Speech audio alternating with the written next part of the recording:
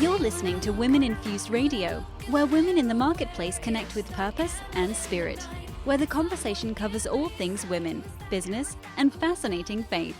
And now, your host, Christy Lynn Olsen. Hello, and welcome to the Women Infused Radio Podcast. I'm so glad you're joining me today. In today's podcast, episode 24, I continue my interview series with the co-authors of our Women Infused book entitled We Walk by Faith and Not by Sight, Women of Faith in the Marketplace, which, by the way, is now a 2-volume book series available on Amazon.com.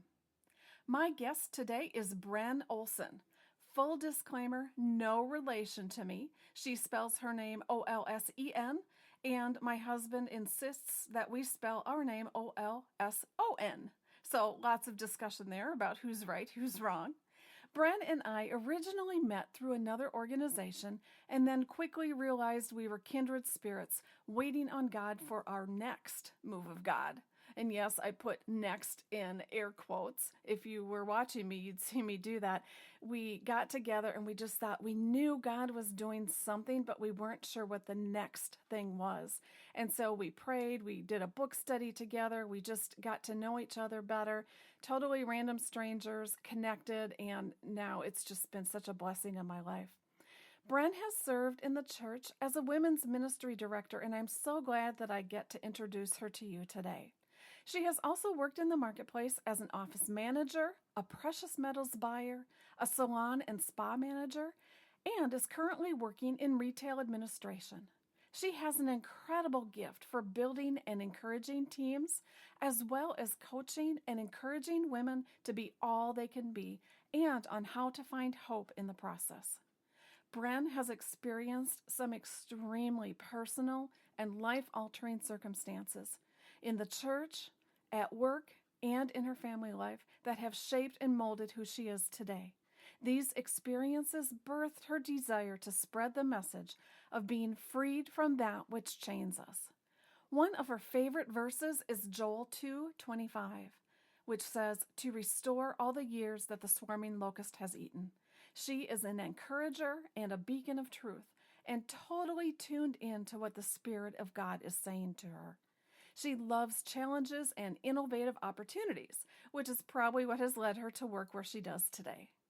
Listen in to my chat with Bren and hear about her biggest challenges in life and in the workplace as she lives out who she is, a Jesus girl who is whole, transparent, and full of life and energy, ready to help other women achieve the same freedom through Christ. She is a whole new Bren, which, by the way, happens to be the new website that she has. So make sure you check that out, wholenewbren.com. And now, here's our interview, episode 24 with Bren Olsen.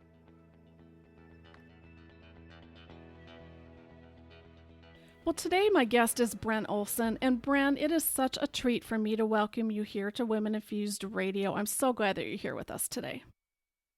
Thank you, Christy. Thanks for having me. I'm excited to share some time together. Well, this has just been, talk about walk by faith. This whole book project has literally been a walk by faith by all of us who have been involved with it.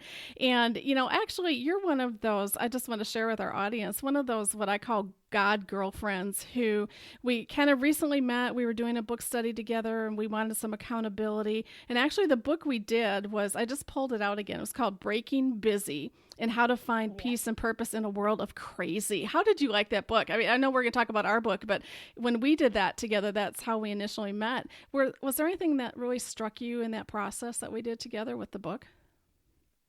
Well, I remember when we started this book, we both had so many things going on that were focusing or taking our attention away, and we just realized we wanted and needed to focus on our relationship with God.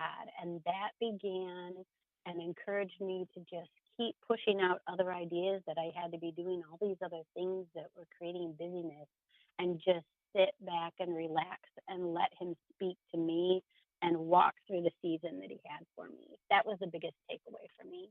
That's great. And same for me. I think it was almost a catalyst where we were obedient to kind of take the time And now God has done some amazing things in each of our lives. One thing that struck me with the title is How to Find Peace in a World of Crazy.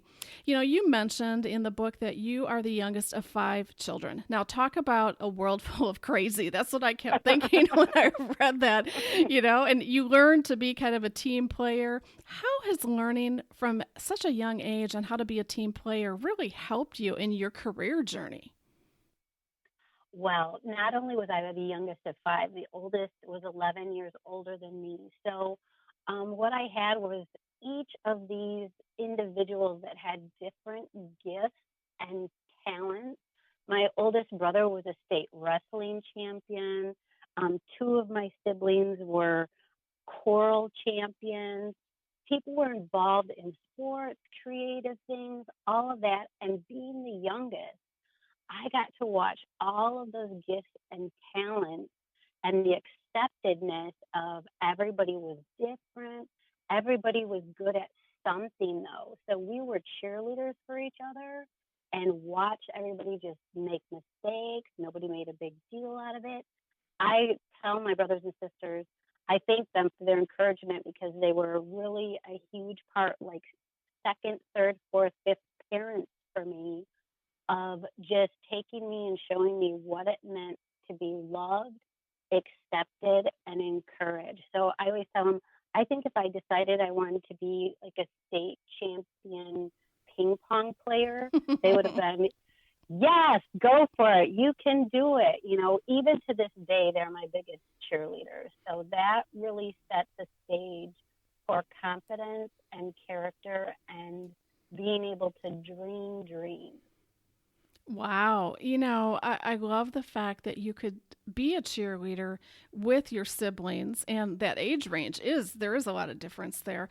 So, one thing you also mentioned with your gifts and abilities, you said God gives each of us our own blend and portion of giftedness. And I thought that was so insightful because as you describe your different siblings, you all did have kind of a unique blend.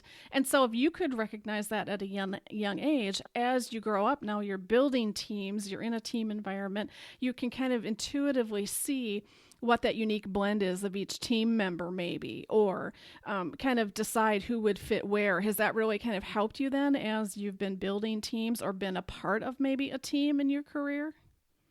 Yes, and another thing I should mention is me being the youngest, my siblings realized early on that I definitely was a leader.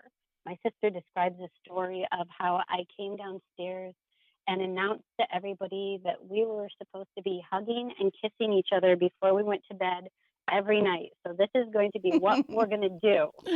And Oh, so funny. so they let me do that. And even as an adult, we all just fit into our roles. We know what each other is good at. So when we have a project, everybody just fits into those roles. So with me being the youngest, but being a leader type, they let me do that. And so now I feel like God has enabled me to look at people and see their potential, see their strengths, and age doesn't matter to me. And it doesn't always matter about the experience. It's who they are and what I'm looking at right in front of me. So I've made some decisions that maybe other people didn't always understand or see it the same way that I did. And in the end, they saw, oh my gosh, this really is what should be happening. So that was a huge part, huge part. Oh, absolutely. And, if he made you a builder and a dreamer, there are certain strengths that you've had to rely on. Now, I keep asking everyone who's done this interview with me about their strengths and their Strength Finder 2.0 assessment if they took that. It's an awesome assessment. And you said your top strengths were strategic, futuristic, individualization, and relator. Those are your top 4, actually. I'm wondering, what strength do you think has helped you the most kind of navigate both life and work? I think that being strategic is one of the biggest assets that I see. It just seems like it comes to me easily to tackle an issue, tackle a problem, tackle whatever is put before me. I can see ahead to what's going to happen. I worked on teams of leaders where they said, you're always ahead of us. You're always just a little bit ahead of us.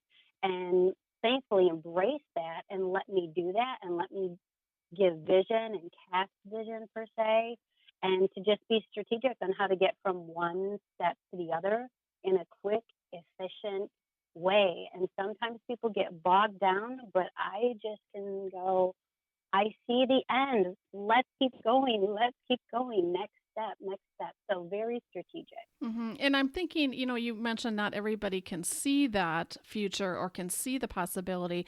And so probably also that comes into play is your ability to relate and be a relator, that you can help explain the vision and bring them along, as opposed to saying, well, I know this is how it is, so you just need to do it, because you can get resistance if people can't see the vision. So how has it helped you to kind of be able to communicate a vision maybe in a team that doesn't quite see what you see? I think being a relator has a big part of it. And I would have to say the futuristic part and the Holy Spirit giving us our gift of being able to communicate. And that seems to be my portion of being a good communicator. If I can communicate in a way that people understand and step by step, then they can see it better for themselves. Even if they don't understand it, they can see it and trust that God gave that to me. Well, and it is step by step. So I think that's a great way to approach any new venture that you're working on. And so being a relator, being a good communicator has also put you in this place as a Christian and a Christian woman in the marketplace to be that salt and light. So maybe you're explaining a new path or you're building a new team. I loved how you mentioned in the book that you see going out into the world is kind of like sprinkling holy flavor around. You had such a unique way of sharing that. I'm like, oh, I totally get that. And that you felt like you were a field guide with this salt shaker and a flashlight. And to me, I love visuals. And so give us an example of how can we kind of shake salt on a situation at work, and how has that worked for you? What does that really look like in practical application? For me, automatically a couple of things came to mind. For me, the ability to see a situation and see the positive side of it is huge in the marketplace. So when there's a bunch of negativity about a situation, I can usually shake some salt on, but hey, don't miss out on this. Did you see? Sometimes a lot of it's words. Somebody said this or somebody said that, but they miss the positive part of the encouragement of how we were moving forward in the process. So I like to think that rather than just having a humdrum meeting or a humdrum meal where people are just kind of talking and everybody leaves the table going, okay, whatever, I like to highlight the positive part and the moving forward and encourage people on what they've done well, or hey, I really appreciated that. So that's how I see the salt and the light in meetings and projects. Well, and that's such a great attitude to have. And I can feel the love that you have for people in the process. And another part of that is praying. And we pray for each other. We pray for people we work with. And you have mentioned that to me, it seems so simple, yet it's really profound. Probably the most effective way to be that salt and light sometimes is just offering up a prayer for that person. Do you always see the impact of those prayers? Or maybe you don't, but how important is it for you just to know, if nothing else, I know I can simply offer up a prayer on this person? Well, very early on in my walk, God just showed me that what I have to offer is Him. And so prayer, ushering, I feel like just like when we're in church and someone ushers us to our feet, I want to usher people into the presence of God because I know that He can say or do anything way better than I can. So people tend to talk about what's going on in their life and sometimes negative or hurtful things. And I can usually tell if this is a good moment for me, that they are trusting of me and know who I am, that I can just say, can I just pray for you? And I will ask them if it's someone I don't know, a family member or so forth. I'll say, what's their name? Well, I'm going to be praying for them. And I do. I take that to heart. I pray for my coworkers. I pray for their families or whatever situation is before them, because I feel like that is the first step of ushering them into a walk and to know what Jesus means to me and who I'm depending on. Well, and it sounds like it's kind of the first line of, I was going to say offense. I don't know if it's offense or defense, but, to use a sports terminology probably incorrectly, but, if nothing else, our go-to could always be prayer. Like the first thing is to surrender this whole concept to God, whatever it is, if it's a work-related issue or a team personality issue. If we get in a position of prayer and are willing to surrender it to God, our lives are already richer, and we've taken ourselves out of the picture. Because I think sometimes as leaders, that's when this thing called pride can creep in, especially if we're really good and driven and successful at our job. It can be a prideful place to be, but we kind of eliminate that, I think. Would you agree, if we just go to the Lord in prayer and surrender it to Him? Yes, because you're right. That is the first thing, just surrendering it and knowing that we put ourselves in position of Him being in control. I talk about position all the time, whether it's sports, whether it's a job or anything. My faith is the same way, putting myself in the position to let Him do the work. Mm-hmm. And that's a very powerful position to be in, and it gives Him the power. So, it's really important for us to learn that early on in our careers. I know you've tried to balance, you've effectively balanced children and family and work and church and life and all those things that come at us. When we're structuring our time, we as women can give to everybody else. We can lose ourselves in the process. How did you find balance between work and home? And what was an answer? I think you had kind of an aha moment that I want to share with you about what the answer was for your family about balancing those two issues. For me, I distinctly, whenever this comes up, I remember being in my laundry room and a big pile of laundry, and I just kind of sunk down by it and started crying, like, really?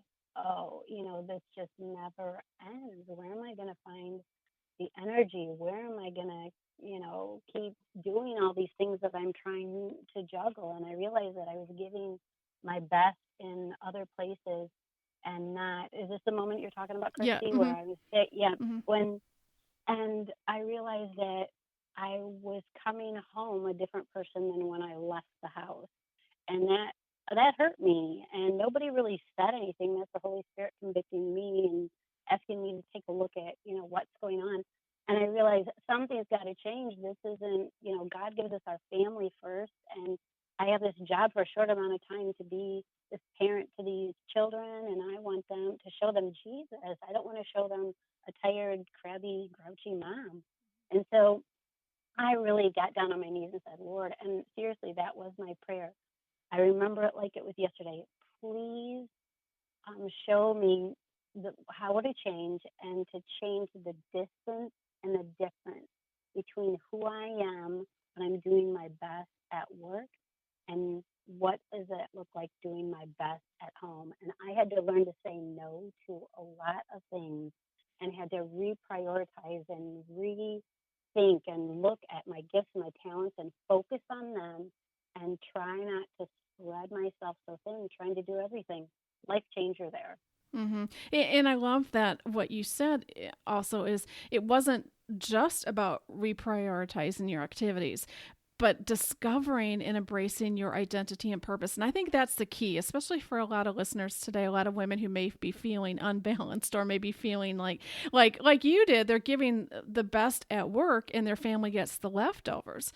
But you were able to say, no, if I look at my identity, my purpose, then I have the freedom almost to concentrate on what I'm good at, and I don't have to be all things to all people. And it brings up that conversation about superwomen, and can we really have it all? I don't know what you think, but how has that worked out in your life? Can women have it all if we're working and have family? And, give us some maybe practical tips and tricks of what you've done. Maybe things you've made as non-negotiables for your family while you were working, or, something that you as a family have decided we will or will not do this. How has that worked for you? Well, for me, I had to redefine what having it all means. sometimes I think we get stuck on comparing ourselves to other women, and we lose ourselves in that. We take little bits and pieces of other women and put that into a puzzle, and somehow think that when all those pieces are together, that becomes who we are, and that's our all. So if you can take those puzzle pieces, break them back up, give them back to where they belong, because they're other people, and just say, Lord, give me the pieces. What are the pieces of my all? And figure out what those little pieces are and who you want to be to your family and to your friends and in the workplace and to yourself and as a child of God. And don't have big pieces of paper about this. Just have one word phrases about Right. what you want that to be. Don't make your pieces so big. And so when God defines your all, you'll look at it and it's so much smaller and it's so much more doable because they're yours and they're authentic and it's His plan. So once you do that, then you can start taking that to your planner, to what you say yes to. Does this fit into this puzzle that I decided was my all? Is this part of the plan? And so it makes it so much easier to just say no to the things that don't fit into the plan. And your planner and your time and your happiness, all of that's going to improve. It can't help but do that. Yeah, Bren, I think that is really profound. And I take notes every time I do these interviews, and I wrote down the pieces of my all. I think that is where the brilliance lies. Apart from having our identity in Christ and understanding where we stand spiritually, this thing about whose pieces are you trying to hold? But if I look at the pieces of my all that God has given me, it does make it more manageable. And it does seem like, okay, I can really own this now because it makes sense to me and my family. And maybe some simple things like I know, even though I was a single mom, I made eating dinner together mandatory. Like we could do anything else apart, but we were always going to have dinner together, sitting down at the table, not in a car, not going through a drive-through. I know sometimes we have to do that, but I really strove to make sure that one non-negotiable was eating dinner together. So are there other things that you as a family decided, if nothing else happens today, this is the one thing that is going to happen? Yeah, ours was the same. We were a big sports family. Our kids played a lot of sports. We were on the go all the time. But having dinner together was important. It's where we connected, where we focused, where we encouraged. So, yeah, that was a big thing for us, too. Another one was just finding out what people's love languages are. Oh, finding out finding out what people need from each other. My son liked his mother's cooking. So meals were important, and every morning I cooked him a full breakfast, and it was a way that I took care of him. He needed it, and he wanted it. My daughter, she was like, throw me some cereal in a bag or a Pop-Tart, and I don't want a lot of conversation, in the morning. Right. So figuring out what people want and what they need, that was big. And so we spent a lot of time doing that, and thankfully our family likes to be around each other in a group. We laugh. We don't know why we have furniture because we don't sit on it. We sit on the floor together. We still do to this day. My oldest is going to be 30 this year. We still sit on the floor together. And people laugh like, what is going on? But it's a way that, I don't know, just a language that we speak. We roll around, we roughhouse, and we do it with the grandchildren now too. Once you just figure out what makes people happy, what makes them tick, how can you encourage and build? I guess it goes back to I wanted to build a family. I wanted to build a life. I wanted to build these things that would give God glory and raise children and have a marriage that gave Him honor and glory. So when you figure out, again, kind of like Legos, what your building blocks are, it goes much easier. Wow, I love that. Thanks for sharing that. And I can just picture the whole Olsen family. And FYI, we're not related, even though we do have the last name Olsen. It is spelled differently. But I love that you've tapped into what makes your family unique and the dynamics. And I think that's such a powerful lesson, is just find out what your kids like or don't like. Find out what your spouse likes. And it doesn't mean you have to turn cartwheels to entertain them. It just means you're being sensitive to how God wired you, how God wired them, and how can we make, in your language, how can we make this puzzle all fit together in a way that makes sense? And so I think you've really been successful in that. And that's how you've kind of integrated your biblical and spiritual principles into family. Hey, it's Christy, and I want to make sure you don't miss the chance to listen to the rest of my interview with Bren Olsen. We talk about what it looks like to take a Sabbath rest, and Bren shares a whole new concept about when doing more might just be the answer to rest. Seriously. She has totally opened my eyes to what Sabbath rest might just look like from a unique, kingdom-minded perspective. It's pure genius and pure purposeful living. So go on over to the Women Infused app on your phone or mobile device and listen in to the full, uncut version of our extended interview. What Bren has to say about this might just rock your world. It sure did mine. The Women Infused app is available as a free download, available wherever you download apps for your Apple or Android device. Get the app today and become part of the conversation. It's an interactive community broadcast network where we have a goal to reach 1 million marketplace women around the globe and to teach you what you need to know about living out your calling at the highest level. We want to teach you biblical principles on how to do just that. You're not alone. So we're here to walk that journey out with you as a sisterhood of spirit-filled women of influence and impact. I also have a free gift for you when you download the Women Infused app. It's a free ebook entitled Love Notes of Encouragement for Women of Faith in the Marketplace. It's a combination of a devotional and prayer journal all in one, with inspiring love notes from our co-authors of the book series We Walk by Faith and Not by Sight, Women of Faith in the Marketplace. All you have to do is download the Women Infused app and then go to our podcast channel and click on episode 24. There you will find a link for your free download. So be a part of the conversation and download the app today. And thank you for listening in to the podcast and for being a part of the sisterhood. My passion is to see God's daughters take back territory stolen by the enemy and empower you to live healed and whole in every area of your life. Remember, alone you are significant, but together we are amazing. This has been Women Infused Radio, connecting women around the globe with purpose and spirit. And we want to connect with you. Get your free gift, Unveiled Voices, 6 things you need to do to define your value, voice, and vision. For more information on the free gift and links to join the conversation on social media, visit us at ChristyLynnOlsen.com. Where is that candle in the night? Can someone give